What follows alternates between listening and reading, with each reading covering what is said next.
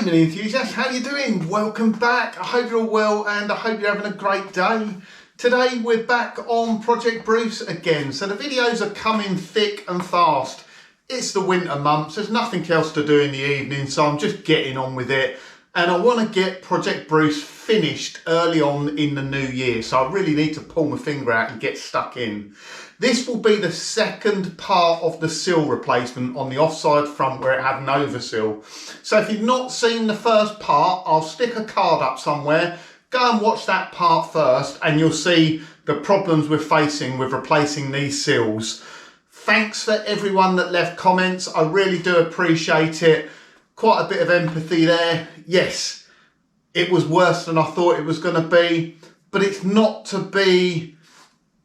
unexpected, to be honest. It's a mini. You know you're going to find bodges and poor repairs along the way. So although it's disappointing, I was gutted about it. Like I say, it's kind of to be expected, unfortunately. Minis were repaired cheaply in the past. And when things are done on the cheap, they're not always done to a very good standard. So the good bit is I'm going to save this car. I'm under no illusion that that's the end of it. I think there's a lot worse to come. I'm sure I'm going to unearth some more bodges and some more poor repairs elsewhere. But do you know what? You've just got to keep at it and get on with it. It's, you know, how do you eat an elephant? You do it one chunk at a time.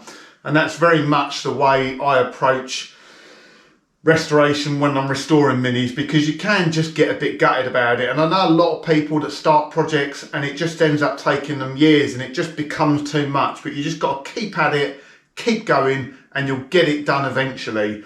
So yeah, we're back on the sills. I just want to say as well, I'm very, very close to 10,000 subscribers, which is an absolutely amazing milestone.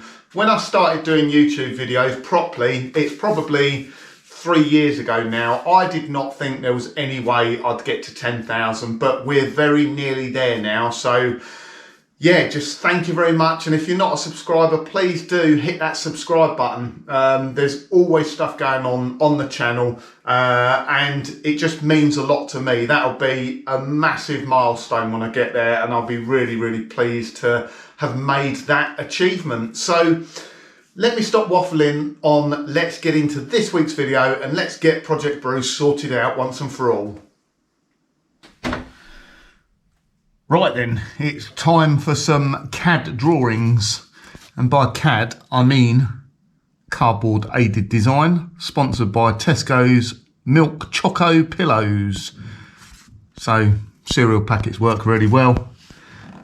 We can just stick them inside there, and then I find a couple of magnets, nice strong magnets, like that and like that. We get the fold in the right place, and then I can go inside and just sketch around the inside to get the pattern that I want. In fact, I want that the other way around.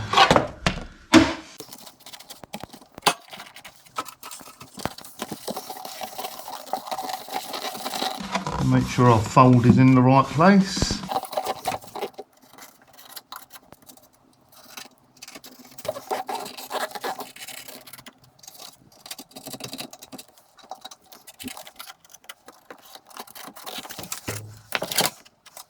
And then, in theory, so I've got my bit on here, so I know where the overlaps are now. Inside.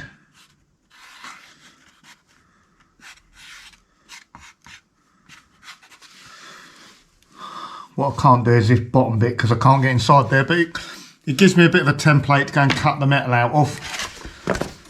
Right, that basically now gives me my template, which I can use for marking around here.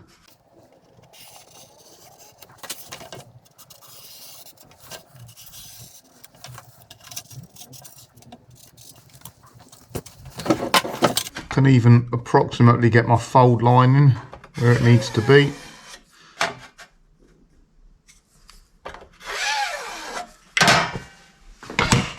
Now I can go and cut that out with a grinder. So we've just weld through primered this bit here. We now want to weld through primer. I've drilled so I can spot weld through or plug weld through. We just need to weld primer the inside of here.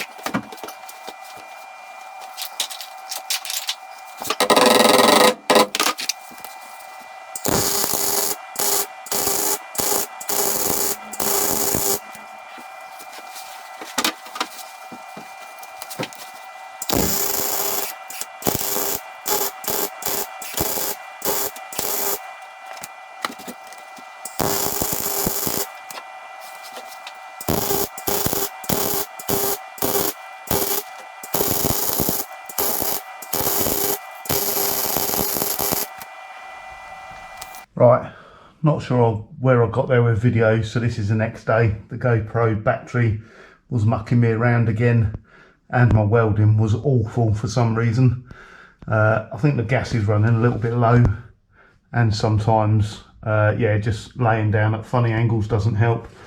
But that's all welded in now. I did think for a short period of time about not putting the jacking point back in, but to be honest, I didn't think about it long. It's a silly idea, isn't it? You still need to maybe jack up the car in an emergency, and yeah, deleting the jacking point, although it's not the best place to jack up a Mini, it does sort of seem a bit of a bodge to do. So I ordered a jacking point yesterday at 1 o'clock from Ball Motive on eBay, and it got here today, which was quite impressive. So the difficult bit is the jacking point goes here. I need to weld at the top here. You can see there's still part of the old bracket there. So that means the doorstep has got to come out, which is not too much of a worry because the doorstep is a bit crusty there.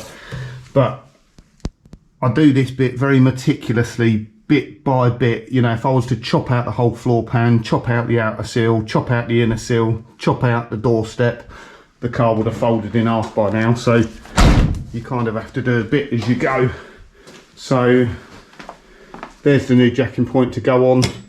Need to make sure it gets put back in the right place. Like I say, you've got a weld right at the top here, which is tucked right underneath.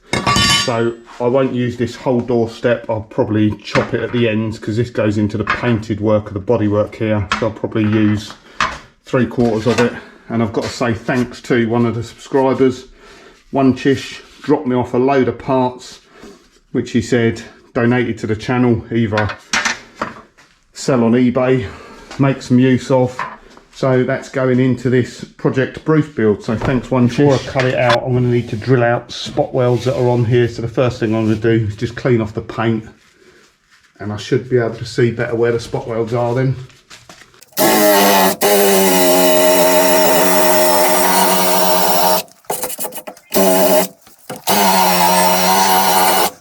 So there we go, they're pretty obvious apart from the really rusty bit in the middle.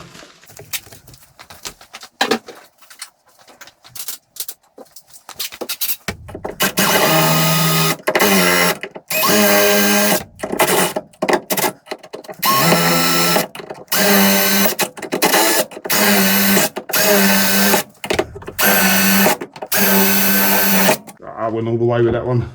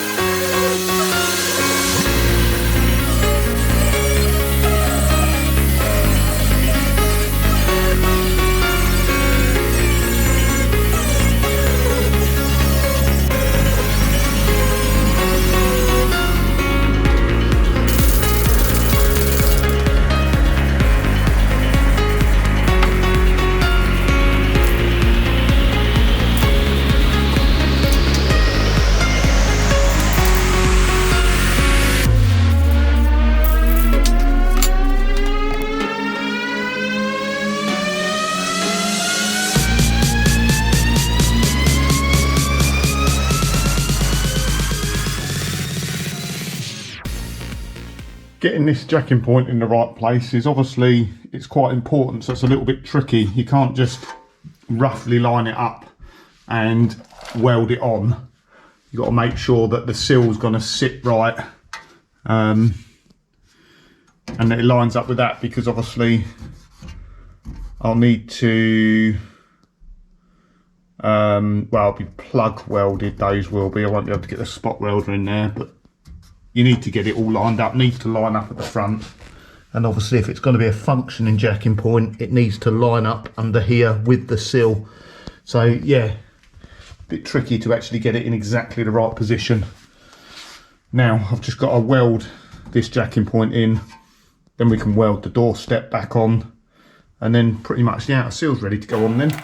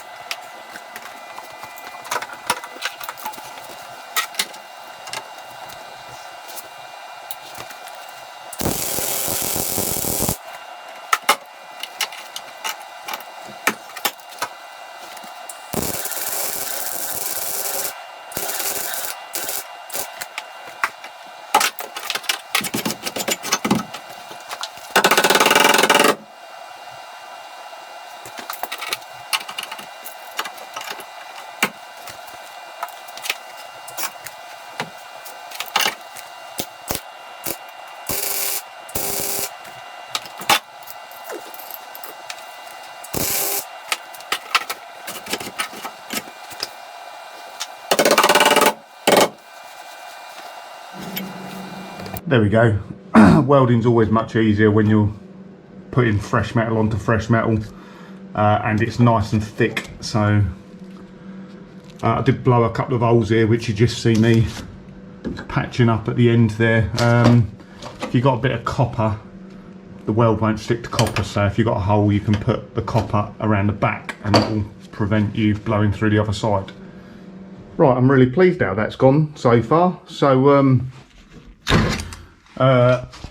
that's our jacking point, nicely welded in there. Some big fat welds up the top of that and around the sides, so that isn't going anywhere, and obviously it ties in with the outer sill as well. I've put this doorstep in, just welded the ends, but the profile of it actually matches pretty well. I see lots of people have complained about these in the past where the profile's different, but it doesn't. It seems to match up pretty well on this one. And just before we go too far, obviously just shut the door, make sure that the gap's all right around it. So yeah, pretty pleased how things are going. Next bit should be nice and easy. So this all needs spot welding here. In lockdown, I think it was 2020, I saw a spot welder on Facebook Marketplace. It was going really cheap. I can't remember how cheap it was, but I'm tight, so it would have been cheap. I think it was about 70 quid. Might have been 100. I don't know. Anyway, it's pretty cheap for a spot welder. It come with those ends. It come with some really big ends as well, which are quite useful. Really long arms. So I'm sure they're going to come in useful in the future. So yeah, I just got to get that spot welded in. I'm plugged into the wall. I can't remember what sockets I've got in here, which have got the C-type breaker in them, so I might be about to plunge the house into darkness. Let's see what happens.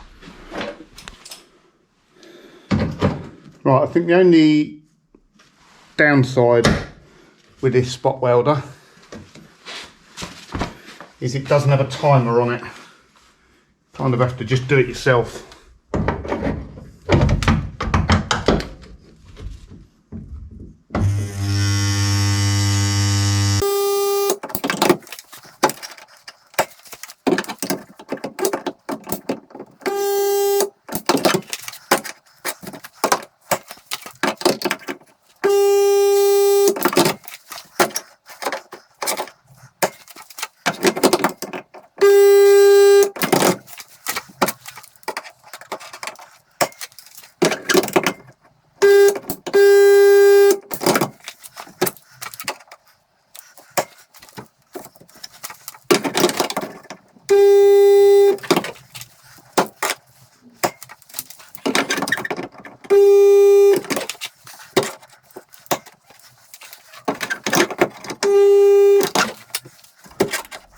Oh, it really feels like I'm making some progress now.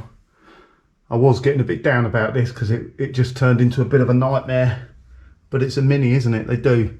Really pleased with that spot welder. It's slower than Mark's, definitely. Mark's is much quicker. But it welds pretty well. I've put a hammer and chisel down between to try and break them apart, and I couldn't do. And I did have a bit of a trial run first. But yeah, if I look at the back end, I don't know if I can get the camera around there.